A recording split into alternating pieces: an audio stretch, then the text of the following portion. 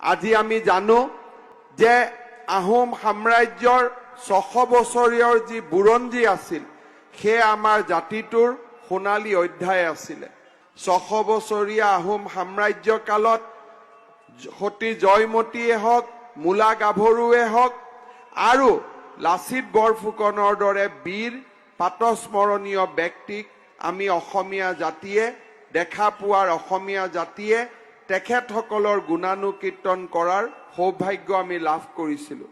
মই বিশ্বাস কৰোঁ যে যিজন ব্যক্তিয়ে বৰ অসমৰ নিৰ্মাণ কৰিছিল, যিজন ব্যক্তিয়ে যিজন সিদ্ধ পুৰুষে আমাক অসমীয়া বুলি পৰিচয় দিছিল, সেইগৰাকী ব্যক্তিৰ প্ৰতি আমি যিমানে কৃতজ্ঞতা জনাওঁ সিমানে কম।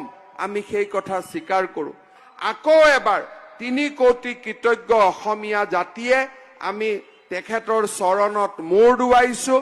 মই আশা কৰোঁ তেখেতে য'ৰ পৰা আমাক চাই আছে তাৰ পৰা তেখেতে আমাক আশীৰ্বাদ দিব, যাতে অসমীয়া জাতি আগুৱাই যাব পাৰে আৰু বিশ্বৰ ভিতৰতে অসমীয়া জাতি এক মহাজাতিলৈ ৰূপান্তৰ হ'ব পাৰে।